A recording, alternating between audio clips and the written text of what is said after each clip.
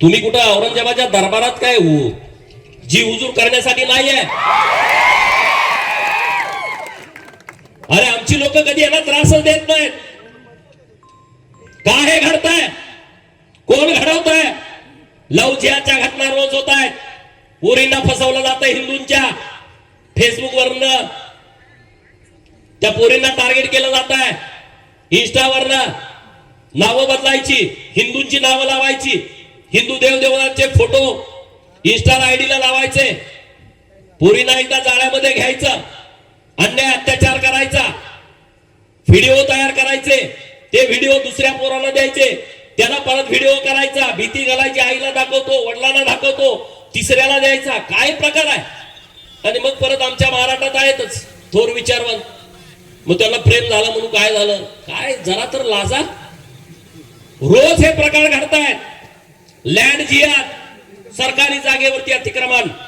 उमापूरमध्ये काय आहे? उमापूरमध्ये सुद्धा तुम्हाला जागा दिली किती? तुम्ही धरले किती?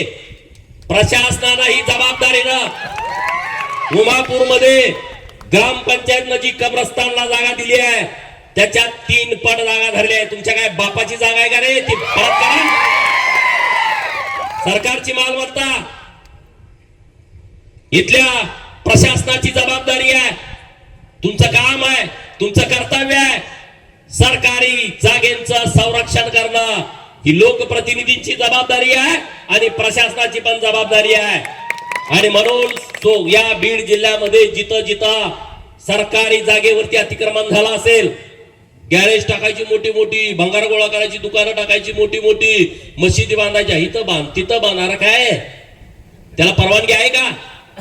जिल्हाधिकारी बीड, त्यांना आता त्यांची भावना काय मला माहित नाही, पण ते चेक करा. प्रार्थना स्थळ कुठं कुठं आहेत, त्याला परवानगी आहे का? ती जागा दिली आहे का? त्या जागेची परवानगी दिली आहे काय? ते बांधकाम कुठून झालं? ते पैसे आले कुठून? अरे आम्हाला सभा मंडप बांधायचं म्हणलं तर आमदार खासदाराकडे जावं लागतंय. मग तुम्ही 2-2, 3-3 मजली बनवताय कुठून? पैसे कुठून आले? याच्या मुळापर्यंत तुम्ही गेला पाहिजे. हे बांधतायत कुठून? कुठून पैसे आले? याचा सगळा तपास हा सगळा पोलिसांनी केला पाहिजे.